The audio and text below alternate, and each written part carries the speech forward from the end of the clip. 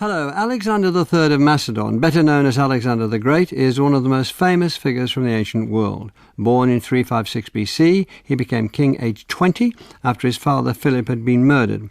Alexander then went on to kill all his rivals and secured the throne.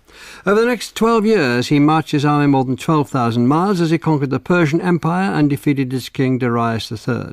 He spread Greek culture through Central Asia and founded cities, among them Alexandria in Egypt. At its peak, his empire stretched from Greece in the west to modern-day Pakistan in the east, taking in what we know as Iran, Iraq and Egypt and Afghanistan. He's widely regarded as one of the most skillful and influential leaders and military commanders of all time. With me to discuss Alexander the Great are Paul Cartledge, Emeritus Professor of Greek Culture at A.G. Levantis, Senior Research Fellow at Clare College, University of Cambridge, Diana Spencer, Professor of Classics at the University of Birmingham, and Rachel Mayers, Lecturer in Classics at the University of Reading. Paul Cartledge, what was the status of Macedon in the Greek world at the time when Alexander was born in 356 BC? Down to the end of the 5th century BC, so in other words, within 70 or so years of Alexander's birth, Macedonia was just a geographical expression. There was a kingship. It was based in what we call Lower Macedonia, Eastern Macedonia, at Pella, but it was not a strongly unified kingdom. It was on the fringe. And it wasn't until Alexander's father, Philip II, that Macedon, the kingdom of Macedon, became a major player in Greek politics. And what did he do? Philip. Well, first of all, he had to strongly unify the two halves of his geographical base, the west and the east, the upland west, the lowland east, which he did. Having done that, having introduced, I'm being very brief here, major military reforms, having got the barons, as we like to call them, of upland Macedonia on his side, he then had huge ambitions, first to conquer, to become the dominant power in what we call Old Greece, that is the southern Balkan Peninsula and some of the Aegean area as well. With a view to, now, this is where historians start to disagree, did he always have in mind, was he aiming towards the big project, which was an Asiatic campaign against Persia, the great Oriental power, as it had been for 200 years, or did that come to him fairly late on in his thinking? Alexander's family back. His mother, can you tell us about his mother? He's one of the 7 wives of Philip. Yes, Philip. Now this is we're going to talk later, I'm sure, about how Greek were the Macedonians, or how typically Greek. Well, in my opinion, they're certainly Greek. But they had practices which are not common, and one of them was not monogamy amongst the royal family. Greeks were typically monogamous, and they used that to distinguish themselves from non-Greeks, who are not necessarily monogamous. Philip was said to have fought his campaigns by marriages, one of the historians of Philip, a biographer of Philip. And in all, as you rightly say, he had 7. Now, whether they were all formally married as wives, that's an issue. But the mother of Alexander, Olympias we normally say, she came from Epirus to the west, and she was his either 3rd or 4th spouse in some sense, but crucially, she produced the first male heir, and that's Alexander the Great. So what sort of court, did he have a court? What sort of background did the young Alexander experience? Well, you can imagine, with more than one female potentially vying for influence, with Olympias coming from outside, and herself having a very proud, self-ascribed ancestry, descended from Achilles, no less, and Philip claimed to be descended from Heracles, so imagine the combination of those two. It was said to be a love match, and most of us believe that's purely fictional, that actually it's a very utilitarian marriage, because she brought certain things to Macedonia that Macedonia lacked. But at any rate, Alexander would have grown up amongst a court that was somewhat in schism, to put it mildly, and different wives, different children being born. Who's going to come out top? And you mentioned that Philip was assassinated. Well, it's no secret that Olympias and Alexander too were implicated. In other words, there were sources that believed that they had a hand in Philip's assassination. Rachel Mayers, can we take the childhood of Alexander a bit further? How would he have been educated at the time? In what would he have been educated? And so on. Well, Alexander in a lot of ways had the best education money could buy at that time. His tutor from probably around the age of 13 was famously the renowned philosopher Aristotle, who was a pupil of Plato in Athens, but who was also of a Macedonian background himself. He was from a city called Stagira, which had been overrun and partially destroyed by Philip. And its population sold into slavery. So Aristotle is supposed to, in return for his tutorship of Alexander, received benefits and preferential treatment for his own home city as well. Alexander was brought up and educated with a very close group of young, noble Macedonian friends and companions of the same age. And we find among these figures who would subsequently go on to be very important in the history of Alexander's campaigns, such as Ptolemy, who later became king of Egypt, and Hephaestion, who was Alexander's closest friend and companion. What Alexander got from Aristotle and from his general tutorship as a young man was a very strong sense of the cornerstones of a Greek cultured education. So he was trained in philosophy, and he also, naturally, like all good educated Greeks, knew his Homer very well. And the story of the Iliad was very important to him on his campaigns. He's supposed to have slept with a copy of part of the Iliad under his pillow, as the story goes, and he developed a very strong association with Achilles. And as Paul has already said, he can trace his descent to Achilles and Heracles, notionally. Well, Alexander's Achilles identification is very strong. On his campaigns, he visits the site of the city of Troy, and this is something which he perceives a very, very strong identification with. Having Aristotle as a tutor is beguiling. Can you tell us what sort of influence it had on the way he behaved and acted for the rest of his life? Well, there's the question, really. One might like to think that Aristotle has a great opportunity here, that he could shape a young Macedonian nobleman, someone from traditionally the fringes of the civilized, I'm doing scare quotes, Greek world, into an ideal ruler. It's not quite that way, but Aristotle and the philosophical training that he gives Alexander is very influential in the way that he conducts himself in his relationship with Greek states as well. The story goes that when he visited the Greek city of Corinth, he went looking for the famous Cynic philosopher Diogenes, who lived at Corinth. And Diogenes was not a philosopher in Aristotle's mode. He wasn't very social. He didn't work with a philosophical school. He detached himself from what would have been considered civilized Greek society and lived in a barrel outside the city walls. And the story goes that Alexander went and sought out the great philosopher so that he could pay respect to him, and asked Diogenes if there was anything he could do for him. And Diogenes' reply to the great conqueror is, "Yes, could you please step to one side, you're blocking the sun." Can you tell us about the tension there had been? Let's say Alexander is in his teens now, but even before then, between Greece and Persia, before Alexander then come to his time. This is something that goes really as far back as you would care to trace it. The famous Greek historian, the father of history, as it were, Herodotus, writing in the 5th century BC, sets out to trace the origins of tension between what he refers to as Greece and Asia. And Herodotus takes this back, even in the 5th century BC, very, very far into the remote past. He says this is something that can be traced back to the time of the Trojan War, tension between the Aegean world and places to the east. We're not really in a position to verify how much of this legend is factually accurate in any way, but what we do know a lot about in the 5th century BC are the wars which broke out between the Persian Empire, which was controlling most of what's the modern Middle East, and also most of present-day Turkey, and the Greek states, which are not just in mainland Greece, but were in the greater Greek-speaking and settled world, which includes a lot of the western coast of modern-day Turkey. The Persian Empire was expansionist. It took control of a lot of these Greek states in western Anatolia. And in the 5th century BC, Persian armies advance increasingly far into mainland Greece itself. Now, I'm sure listeners may have heard of famous battles such as Marathon, also Thermopylae.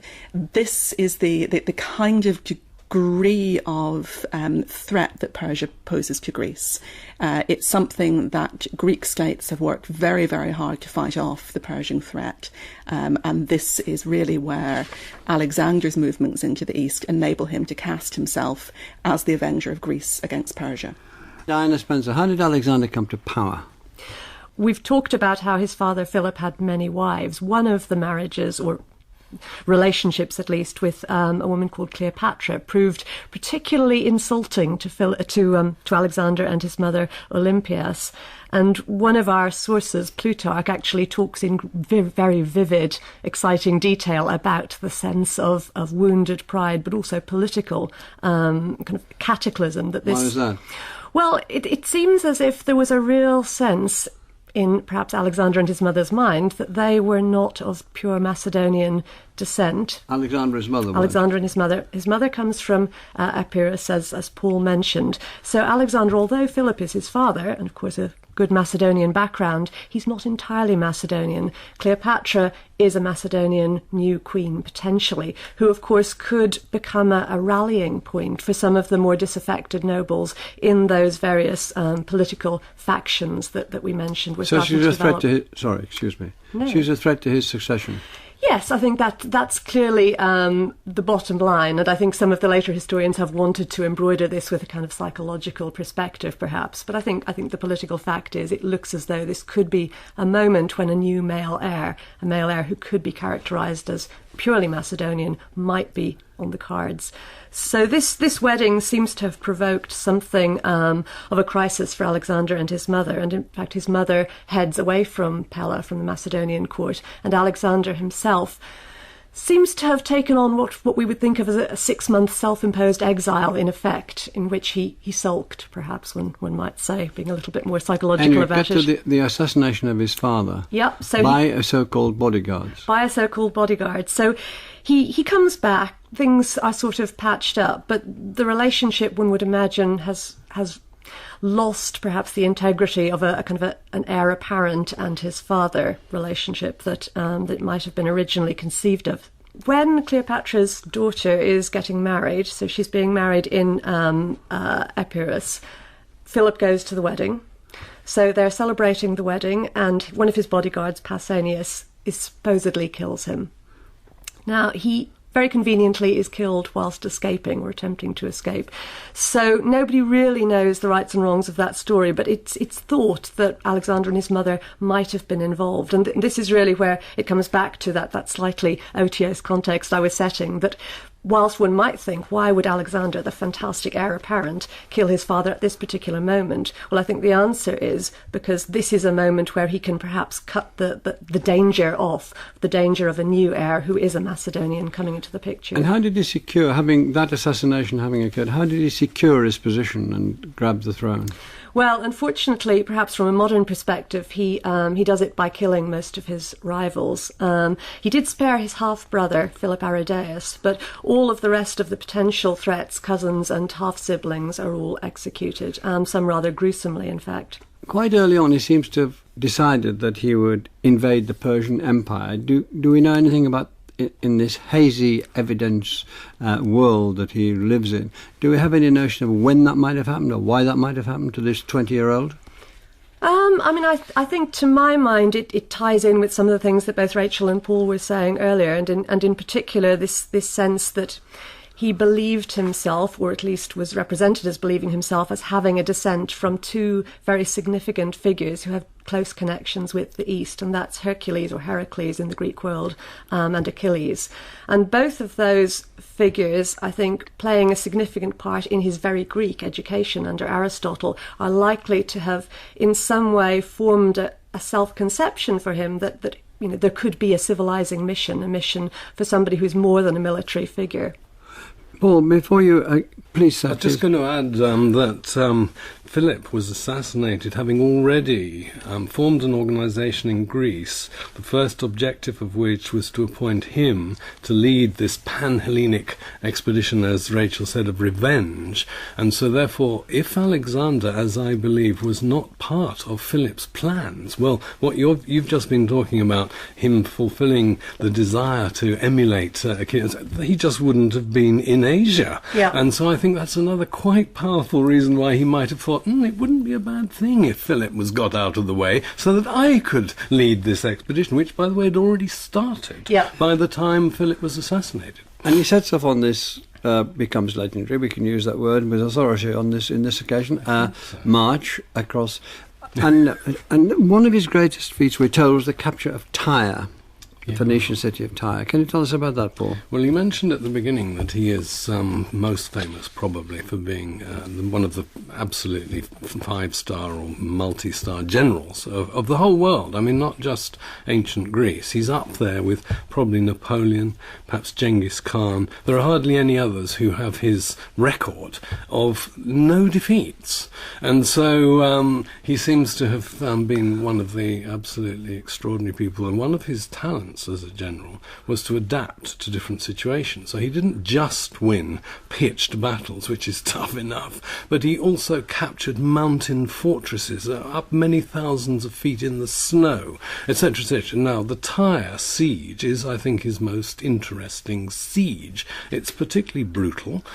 He's fighting here the Phoenicians, who live in what's now Lebanon, or what's left of Lebanon, and they performed the role of being the navy of the Persian Empire. So he takes a very odd decision to fight the enemy's fleet by land. He dismisses his own ships.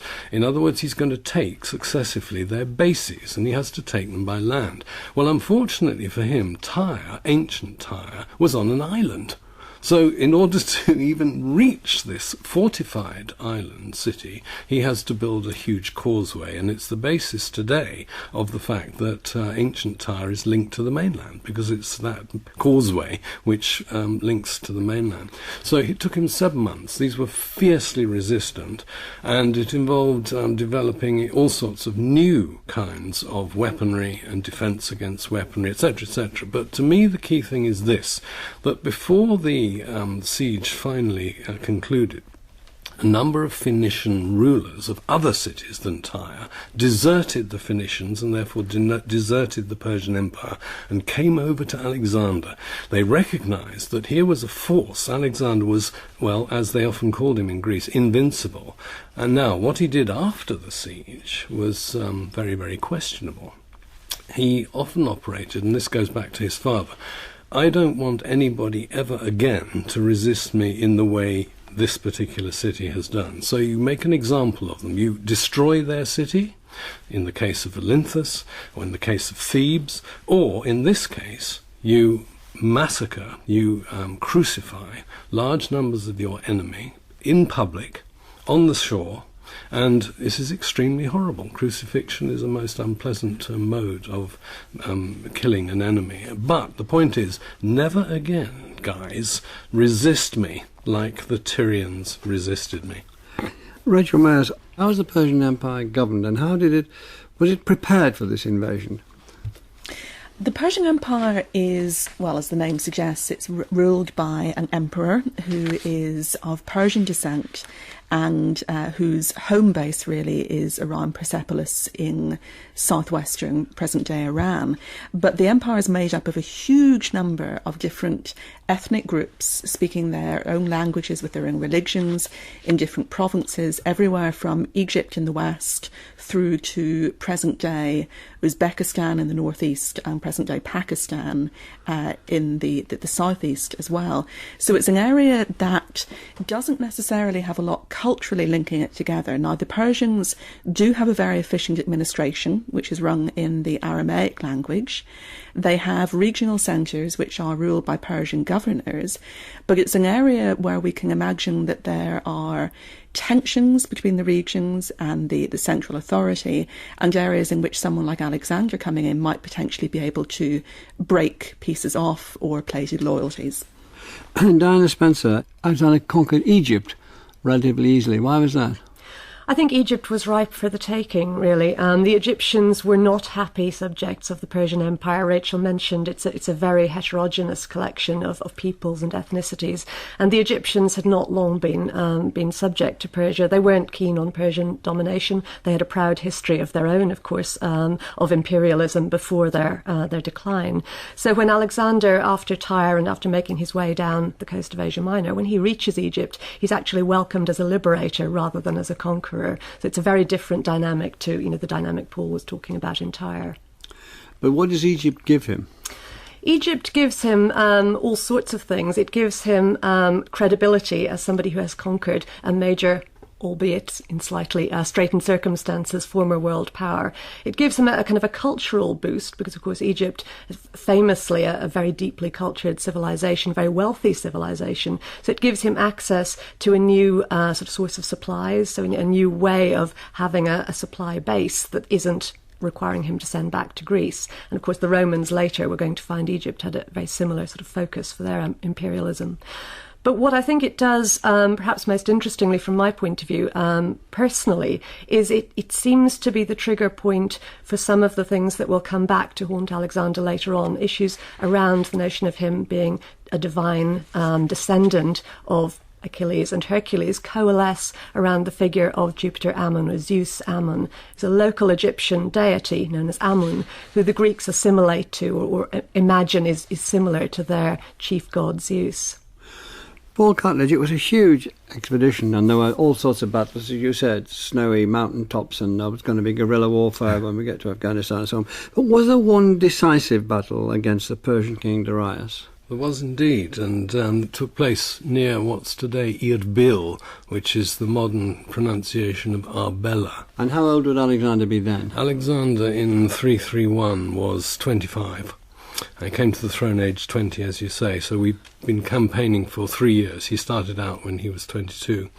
And Gaugamela is a flat plain, northern Iraq, and Darius III, was waiting for Alexander, and it's always a question. He'd been in Egypt, and actually he'd done something rather strange in Egypt, which you mentioned, Zeus Ammon. Well, Zeus Ammon has a famous shrine in the far western side of Egypt, really towards Libya, in the desert, in an oasis called Siwa. So what on earth was Alexander doing, going on this very dangerous side trip, 250 kilometres, when Darius is waiting for him in Iraq, as we would call it? Why doesn't he get over the Euphrates and take him on? Well, it's part of Alexander's charm and mystique that he was concerned to get the gods on his side and to prove to his troops they were going to win because the gods were on Alexander's side. They deserted, as it were, the Persians. So he crosses the Euphrates, he marches up into the plain, and he's faced with something of the order of, now figures are always inflated, the sources are all Greek, they're not Persian, so they tend to enlarge them. But the figure given is something over 1 million. Well, we think probably 200, 300,000. Even so, absolutely vastly outnumbers Alexander's troops of 50,000, something like that. And Alexander, therefore, has a major morale problem, which he solves. And I think it was Napoleon who said that the morale factor to all other factors in warfare is as 3 to 1. The morale factor is 3 times as important as all the other factors in warfare.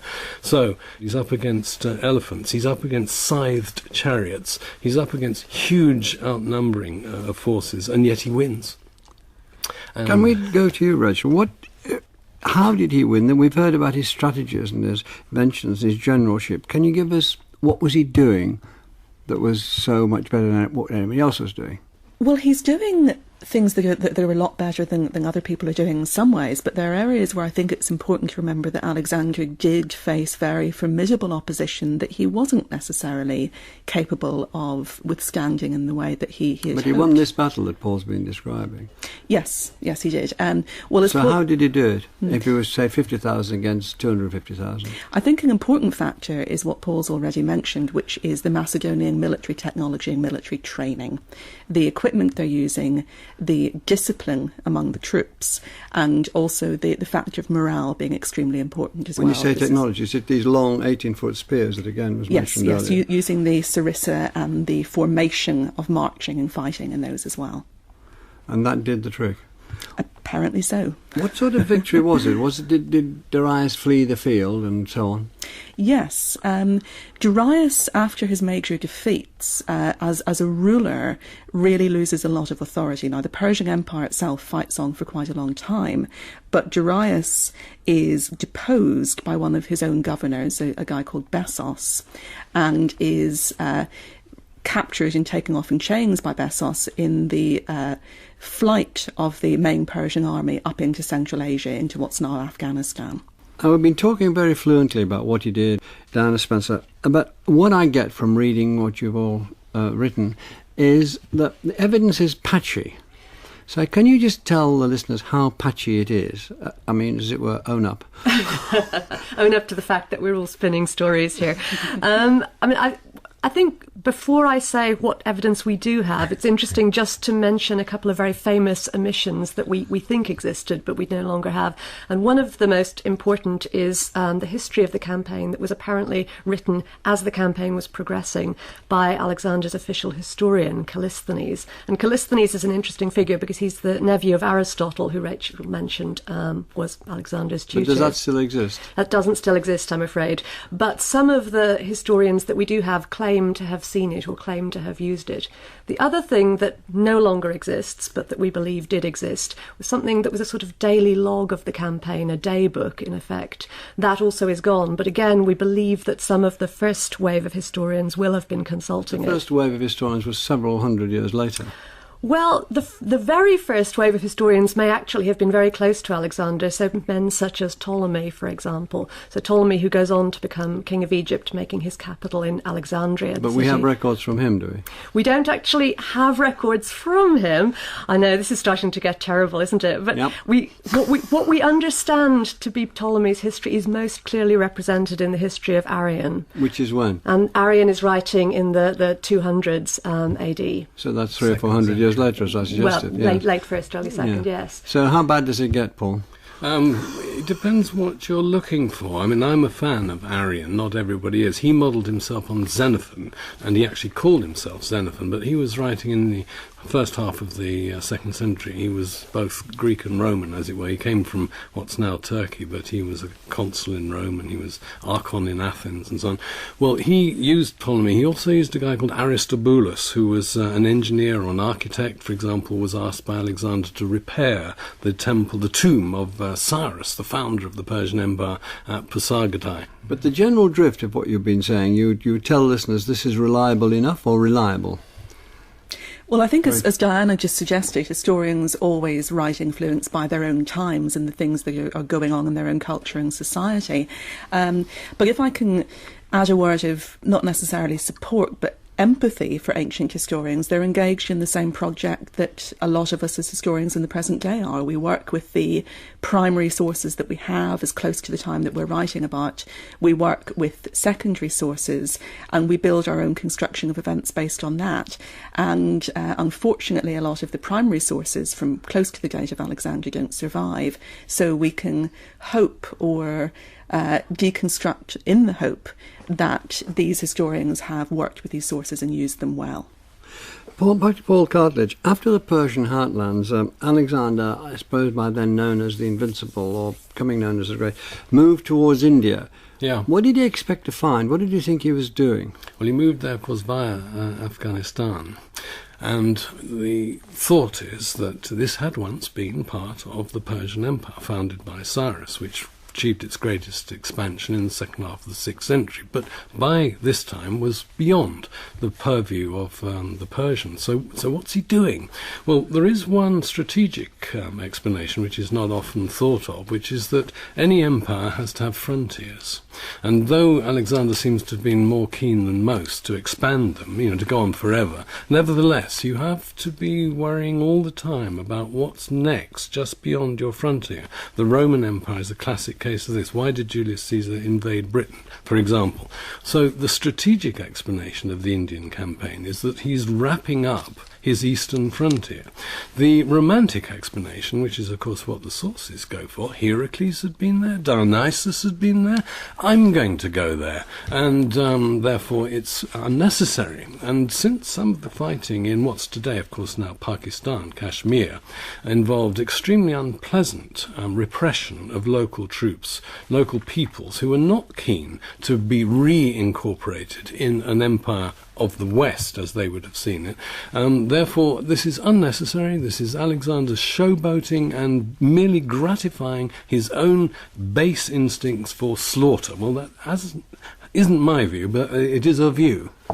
Diana Spencer. I mean, I think Paul's mention there of the romantic view of this extension into India also finds strong resonances in Roman rhetoric. And actually, the Romans speculated quite extensively as to whether what Alexander really wanted to do was to find the encircling ocean that was the final boundary, the final frontier. Yes, the idea was that the landmass was encircled by one sea and he was going to get exactly. there. So that kind of notion that Alexander was somebody who wanted to go beyond even where Dionysus and Heracles had gone.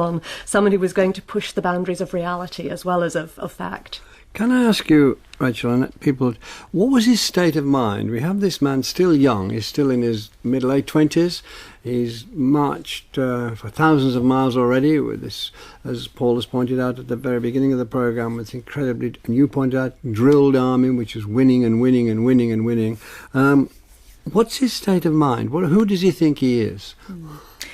That's the big question. Has he lost touch with reality, I suppose, would be another way of putting it. And I'd add to what Paul and Diana have been saying about the campaigns in India and Central Asia, that he's facing a local enemy at this point, but he's also facing opposition from within his own army, which in some ways he's out of touch with. So in Central Asia, he spends 3 years there, which is an incredibly long time for what essentially are hill tribes and small, non-urbanized groups of people. He ends up having to leave the place garrisoned with small groups of Greek and Macedonian soldiers who absolutely hate being there. And this is something that the ancient sources are very clear on. The geographer Strabo, writing later, says that you can't grow olives in Central Asia. And I suppose we could use that as a benchmark of what, to an ancient Greek, is a definition of a civilized place to live. So he's got opposition potentially building there. And when there's a rumour that Alexander has been killed in India, in fact, he was only wounded, all of these Greeks revolt and attempt to return to the Mediterranean. And as he gets into India, this opposition within the army builds until the point at which he finally has to turn back. I think it's important to remember it's not just the opposition of local people, the difficulties of the supply chain and terrain and climate, it's also the fact that his army will go no further. And it's also to do with his behaviour and the way, as we learned from what I learned from what you've written. Can you briskly take us through what he was doing that earned the disrespect of the army that had led to so many victories? Yeah, you've got to distinguish between the inner court and the troops as a whole. And I'll just single out one episode which to me is quite extraordinary. And we're now coming quite a long way down. Yeah. We're coming to 324 BC. We're in Susa. He's done all this stuff in the east, Far East, and he's come back to Iran. And he decides to hold a mass wedding, a kind of Mooney wedding. Allegedly 10,000 of his troops who had been in a relationship with an Oriental woman of some sort, a camp follower, their relations are solemnized, and Alexander gives them presents. He's extremely rich. But more important than that is that he and about 70 of his closest companions, Greeks, Macedonian Greeks and others, marry Persian women. And Rachel was talking about the 3 years that he's in what we call Afghanistan. Well, one of the things that happened there was extraordinarily important and very odd. He marries a Bactrian woman called, of course, Ruxana today, and this is his first of 3 wives. His next 2 wives are Persians, high-ranking Iranian royal women. He never marries a Greek woman. He marries consecutively and at the same time 3 Oriental women, and he has this mass wedding ceremony. What's going on? Well, to me, this is extraordinarily un-Greek. It is most far-sighted and most inclusive. He is not normal. He has a vision which is beyond that which, as far as I know, anybody had ever expressed. Aristotle thought all non-Greeks were barbarians fit mainly to be slaves. And this is part of a wider, potentially, programme or unintentional programme of Persianising that Alexander's going through at this time as well. One very, very controversial thing he does is introduce a practice called proskynesis in the Greek, which is a Persian habit of bowing down before the ruler completely flat, prostrating yourself. Now, good democratic or semi-democratic Greeks, this is something that's completely revolting to them, and it's very, very controversial for Alexander to do this. And in fact, there is a strain in modern historiography that suggests that Alexander is not just the first ruler of a new Hellenistic Greek Middle East, he's also the last ruler of the Persian Empire in the old style as well, maintaining many of their traditions. Now, there's also tales in your mites about him becoming a tremendous drunk and even killing one of his best friends at a dinner party because he was drunk. What evidence do you have, and how does that play in, Diana? Well, I think, there is almost no evidence apart from our Roman historians, in effect. But I think what we're seeing with these stories of increasingly drunken rages or eccentric, aberrant behaviour, if they're true, we're seeing instances really of what Paul and Rachel have just been talking about, this sense that as the 320s were going on, Alexander was turning into something other than a Macedonian ruler. So we could start with the plot that supposedly was happening early-ish in the 320s, which one of Alexander's inner circle, a general called Philotas, supposedly knew about but didn't tell him about, and obviously decided to hedge his bets, stay on the sidelines, perhaps. Alexander finds out about the plot and has Philotas executed, tried and executed. He then had to have Philotas' father, another very senior general in the team, Parmenion, executed, because, of course, you couldn't allow the father to stay alive when the son has been executed for treason. So that starts a kind of a process of distancing Alexander from his core team that Paul was talking about. And this starts to become increasingly evident when we see stories like the one you just mentioned of Clytus. Clytus, a very old family friend, in effect, someone who was related to the nurse that brought him up as a child. Clytus has been with him all the way through the campaigns, and Clytus is, in the sources, a plain speaker. He's somebody from the old country who believes that he needs to give Alexander a word or two to tell him where he's going wrong. Unfortunately, he chooses a banquet at which a lot of drink has been taken in order to make this point, and he says, Alexander, you need to get back a hold of yourself. You're becoming a Persian. You're no longer one of us. Alexander is incensed, and he actually stabs him with a spear and kills him. That's part of the banquet.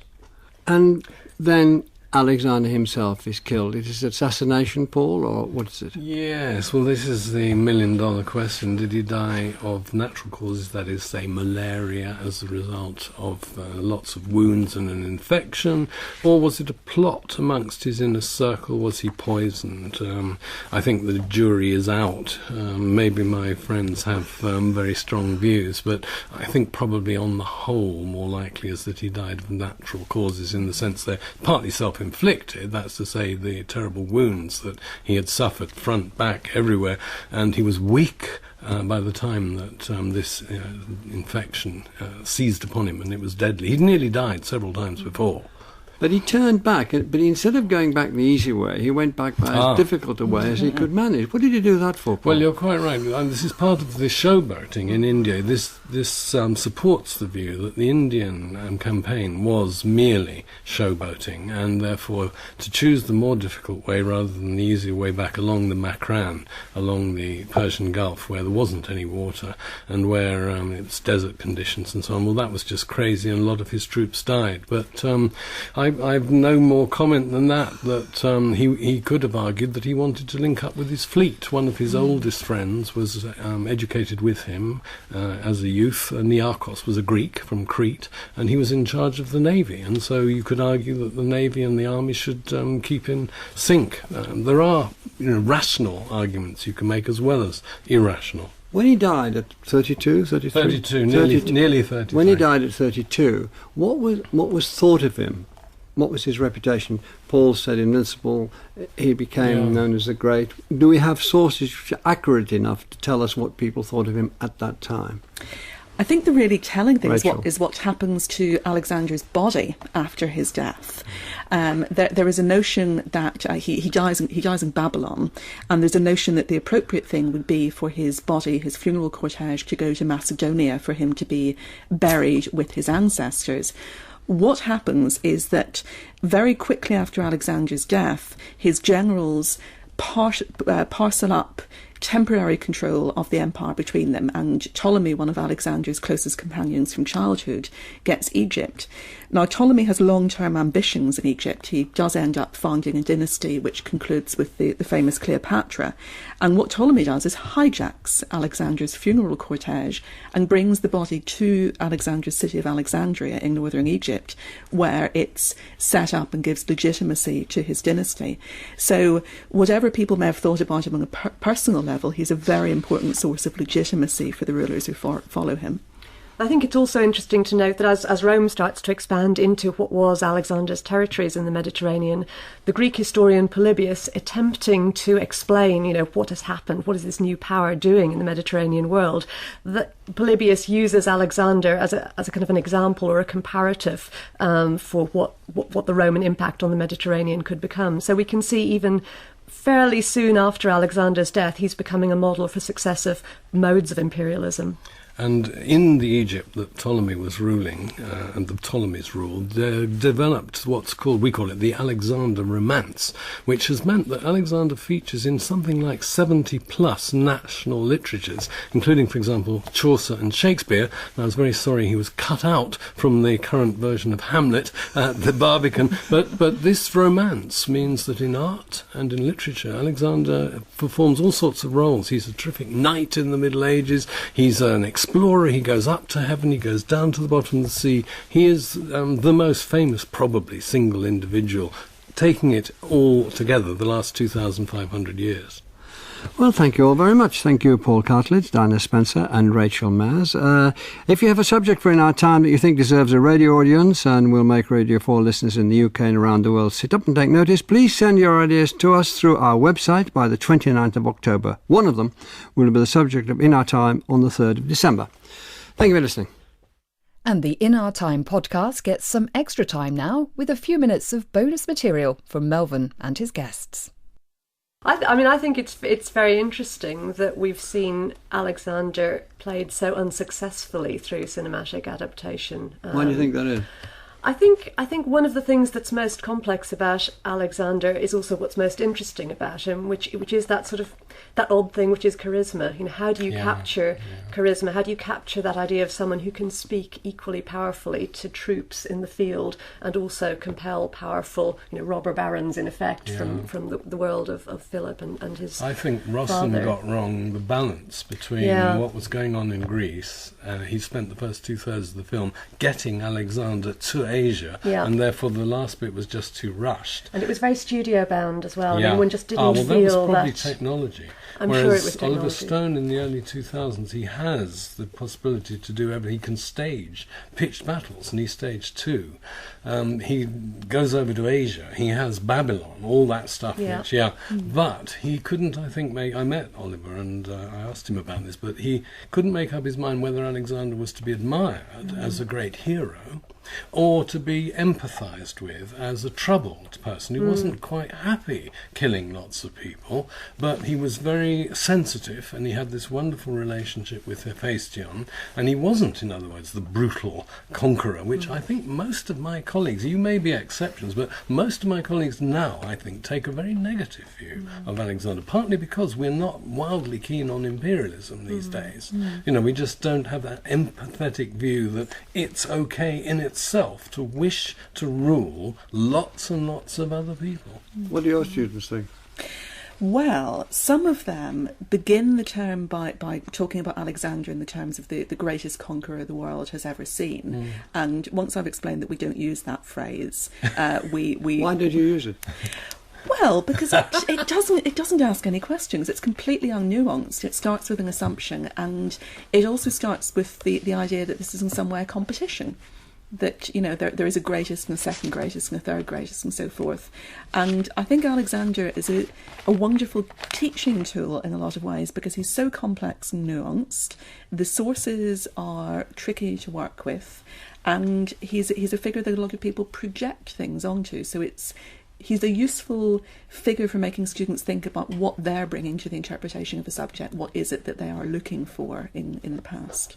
I mean, I think you're spot on, actually, Rachel, in that idea that we have always, I say we, you know, people have always projected their own fears, anxieties, desires onto Alexander. And I think that's in part because of all of the things that we've been saying in a way over the last sort of hour or so, which is that he was a radically different brand of leader, even in his own time. And I think that has really percolated to us through other radical brands of imperialism, which have picked up on the notion of a charismatic central figure who is at the same time kind of one of the people. And the Romans pick up on that very vividly. But other popular imperializing movements, or movements that started as popular anyway, Napoleon, I think Paul mentioned earlier.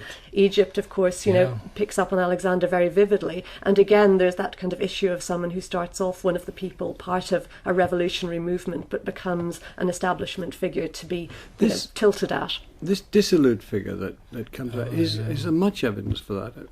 Was he? I mean, I can see him becoming a Persian potentate because he wants to, a tyrant. And I think Paul explained that very well, that he's going beyond what had gone before.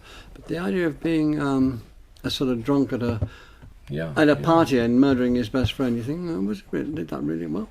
What evidence is for that murder of his good friend? I don't think we have any direct evidence. What we have evidence through is the works of someone like Arrian, as Paul was mentioning. I mean, it wouldn't be possible to make that up. Because Clytus was, as you said, so closely involved, and actually he saved Alexander's life at the first battle of the Granicus. And there is an established Macedonian tradition of getting very drunk at parties, so that's not surprising. Is that Macedonian? Is that where it comes from? Do we owe it to Macedonia? Yes, I think we can blame the Macedonians. But I think there's also the issue that, you know, you're on campaign, there are probably issues with water and with availability of water, but you're carrying wine with you. So you actually potentially are more likely to get high quicker. You'd have no potential to necessarily to mix your wine in the way that you would expect as a Greek. So I think, you know, there might have been, I suppose, functional reasons why there was more drinking going on, even over and above Macedonian cultural practices. Well, Victoria comes in, the producer, Can I offer you tea and coffee?